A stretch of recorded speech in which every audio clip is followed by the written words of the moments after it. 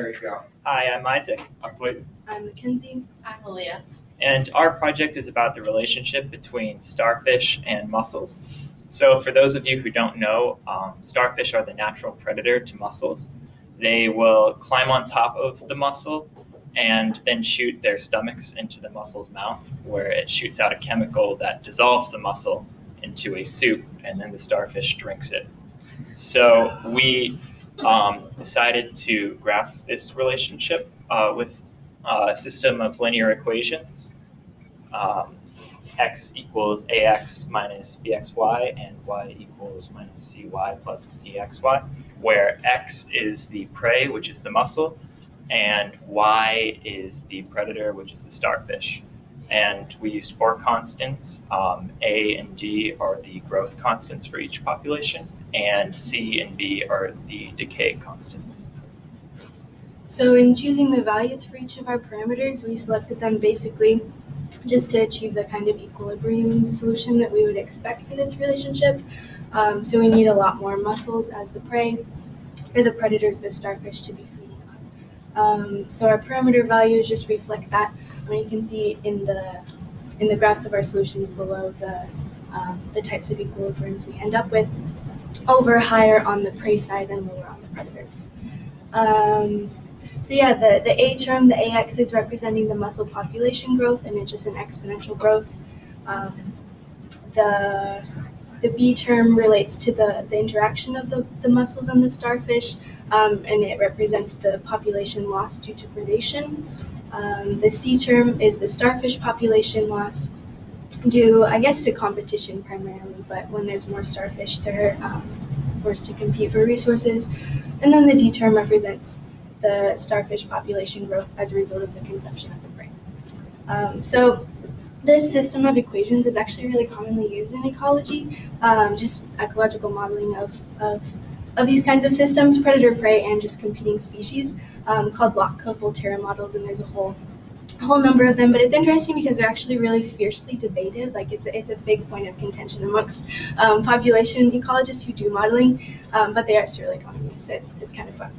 They are pretty simplified, and there's a lot of assumptions that go into them, and I listed some of those here. But yeah, just thought I'd mention that they are actually used. So we can go down these two.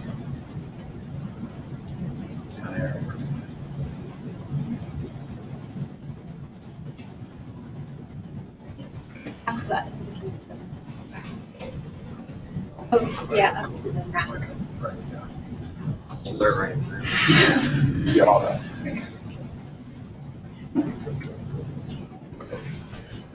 So when we set up our equation and solved for our Jacobian, here's just some of the math.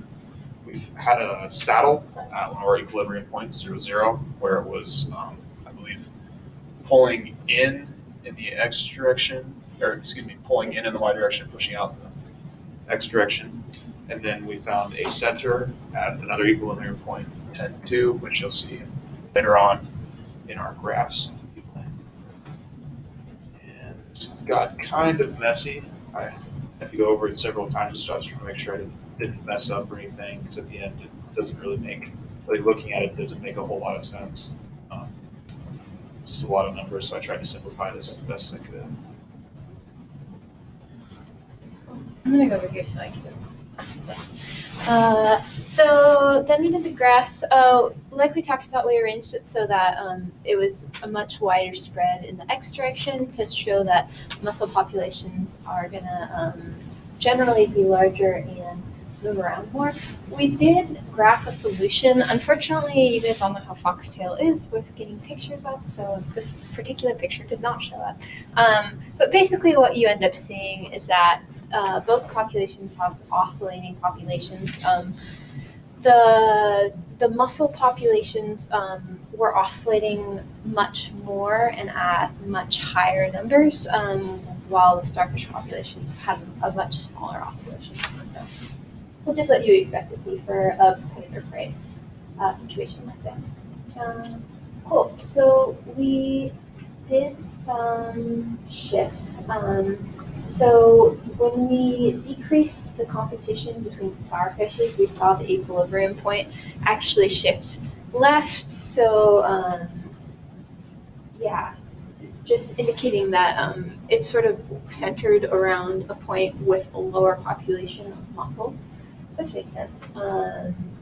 When we lowered the VXY term, so that was the predation of starfish upon the mussels, it changed the shape pretty significantly and shifted the equilibrium point up. And then when we increased the DXY terms to boost the starfish from eating the mussels, it really dramatically changed the shape of the graph. It looks sort of like a guitar pick here, and then sort of centered that